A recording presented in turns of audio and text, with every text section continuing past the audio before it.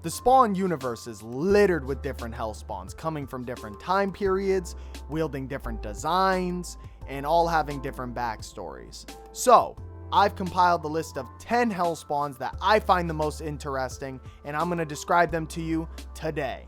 Let's go, bitches! Let's start with the least interesting, that being Jim Downing. I'm not even going to explain him to you because he's that boring. Boom, he's thrown out of the list. Call it a day.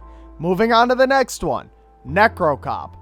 Necrocop is slightly more interesting. I actually kind of dig his design because he kind of reminds me of if like Terminator mixed with Spawn, so he's pretty cool. Necrocop was created by using a fusion of cybernetics and the very fabric that makes up Spawn's cape. This makes Necrocop pretty threatening to Spawn because Spawn's symbiote suit is wicked powerful. Luckily, Spawn destroyed it in a base under the sewers of Paris before it was given time to learn its vast array of HELLSPAWN powers, because the suit grows over time and it would have learned more powers over time. It was also said that it could become nearly invincible over time thanks to the fusion of magic and cybernetics. However, in the afterlife, Necrocop used his powers to save Margaret Love, and the two would team up to escape back into the living world. They fell in love and they decided to seek revenge against Spawn for killing them, and later they fight against the Scorched, which is Spawn's team essentially. Necrocop first appears in Spawn Simony number 1, and he also appears in the Scorched. Next is the Japanese HELLSPAWN, Lord N. That's what I'm going to call him because I don't know how to say his name. In the feudal days of Japan, Lord N won several key battles for the Emperor. He was granted Lord status by the Emperor as a reward. However, upon returning home, he learned his wife and son had passed due to a fever. He was struck with grief and ignored his duties as a lord. One day, an old man convinced him to face his fears and discover what type of man he was. It would take the form of a dragon, and he must look it in the eye. He traveled the land, freeing people of its bandits. One day he encountered a boy standing on a bridge. When he approached, the child disappeared. He followed the voice through the jungle until he stumbled upon his dragon. After defeating it in battle, he realized he failed to look it in the eyes and failed his mission. Years later, he found this thing called the Box of Eden, which essentially allowed him to return to Earth, and he was defeated by Al Simmons' Spawn. Now, the cool thing is about Lord N is when he was defeated, he was able to look Spawn in the eye, and he finally accomplished his task by facing his dragon.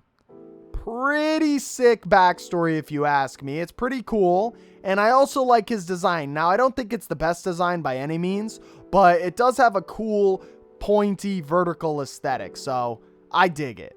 Lord N appears in Spawn 114 and Spawn 115. Next is Nordic. He was a prolific Viking who traveled the lands to rape and pillage like every other Viking. He was murdered by McFarlane. Get it? Todd McFarlane. Anyway, but he was murdered by McFarlane for his deeds and rescued from hell by Malbolgia, because Malbolgia is like, oh, this dude's a pretty sick fuck. I like this guy. So this guy was created as the worst HELLSPAWN, the Viking Norse HELLSPAWN. When Nordic returned to Earth 5 years later, he burned McFarlane's village to the ground and crucified the warrior in preparation for retribution. However, he was suddenly attacked by the angel Mercy during a distraction, and McFarlane freed himself and attacked Nordic from behind. Nordic was pulled back into hell by Malbolgia. So this dude's still probably roaming around in hell. I would love to see Spawn face him again because the concept of a Nordic HELLSPAWN is so sick. I mean, since HELLSPAWNs can control the elements, I would like to see him maybe control like snow. Like he could do like some blizzard shit. And, you know, he has a double axe and the horned helmet. He looks like a character from Skyrim, but in HELLSPAWN fashion. He looks sick. Norse Spawn appears in Spawn Fan Edition number 1. Now onto the Raven Spawn. Raven Spawn has an awesome look. When I saw him in the toy aisle, I wanted to know who he was immediately. He almost looks like Death, and it fits his role perfectly because during the HELLSPAWN series, Raven Spawn is supposed to be one of Malbolgia's Death Knights who returned to Earth to torment Al Simmons. And in case you guys don't know, Al Simmons is the main Spawn. Raven Spawn makes his appearances in HELLSPAWN number 9 And he makes his appearance in Spawn 297. Next is World War Spawn. He's a HELLSPAWN who was introduced in issue number 179, titled War Spawn. His human name is Thomas Karam, and he was an English soldier in the First World War. He's also the great-grandfather of Wanda Blake, who is Spawn's wife. So Thomas Karam had a hidden relationship, which was forbidden at the time, with an African woman named Selma, and eventually they had a child. And this child grew up and he wanted to go to war. But he got fatally wounded, and Mammon came over, one of the demon lords of hell, and he offered a trade-off, and Thomas Karam decided to trade his soul for his son's. So then Thomas Karam became World War I Spawn and was forced to fight an army of the undead endlessly in hell in preparation for when he would become a commander of Hell's legions to win the war with heaven. Tell me that ain't badass. We then have Godslayer Spawn. I'm just gonna call him Big B. Big B is exactly what you think he is. He's a Godslayer. That's literally it. I love his design. I love the open mouth with the sharp teeth, the sword, the fucking pointy white design. I don't know. It's fucking cool, okay? So, Godslayer is up there. Godslayer Spawn appears in the Godslayer Spawn series. Alright, y'all ain't ready. Y'all ain't ready for this one. Mandarin Spawn. Look at this guy. His double-bladed sword. His crazy monkey-looking feet. His dripped-out armor. I love this guy. He's one of my favorite HELLSPAWNs, easily. He first appeared in Spawn number 165. And he is from China at the end of the Southern Sung Dynasty. So, a long-ass time ago. And this guy was like a hunchback, deformed guy. Because he seemed immune to pain because he couldn't speak, the governor would just torture him endlessly until one day he died. And after he died, he came back, took revenge on everyone, and stole a bad bitch to stand by his throne. On to my favorite HELLSPAWN design, but not my favorite HELLSPAWN in general, because I don't think his backstory is the most unique, and there's also a lot of different variations of him, but that is Medieval Spawn. Now, Medieval Spawn can be found in Spawn issue number 9, which was a HELLSPAWN in the medieval era, right? He fought the first dragon, which was the Violator, actually, and there was another Spawn that was a Medieval Spawn, and he's in the Witchblade crossover. So, there's an invasion on planet Earth, and Medieval Spawn crossed over into the Top Cow universe. The first Medieval Spawn was murked by Angela. She just totally destroyed him. There's another Medieval Spawn who appears in issue number 305 as a prisoner of heaven, and they unleash him against Spawn.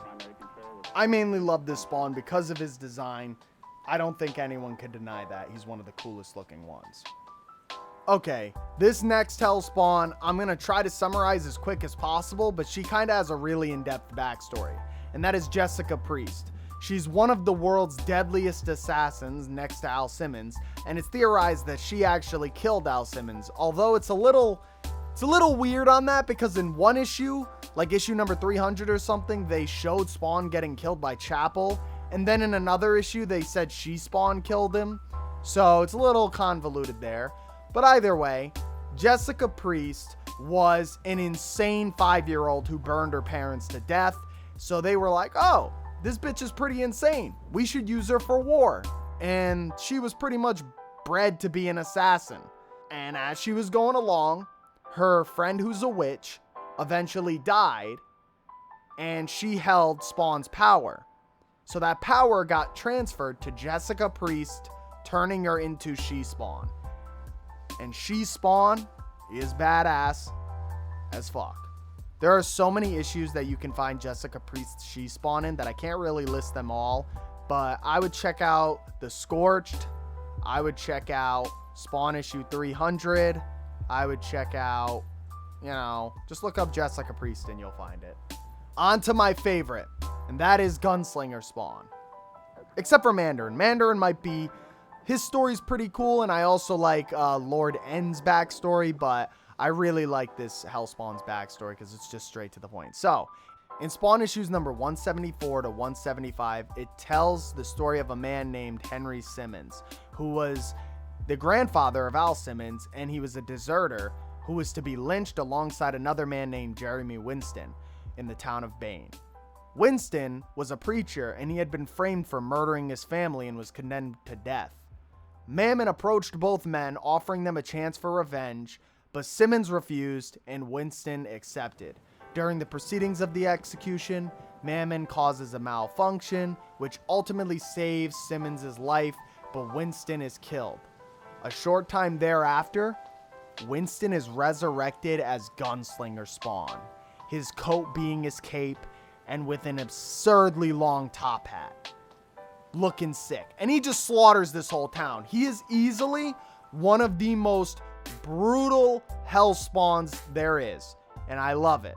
Now, where can you find this guy? Well, he has a whole series called Gunslinger Spawn, which it's not the greatest, I'm gonna be real with you, but 174 and 175 are great issues to check out. I highly suggest you read them. Even if you don't know anything about Spawn, check out those two issues because they work really well as standalones. Anyway though, like the video if you enjoyed the video. If you didn't enjoy the video, don't be a pussy. Like the video. I'll see you guys in the next one. Bye.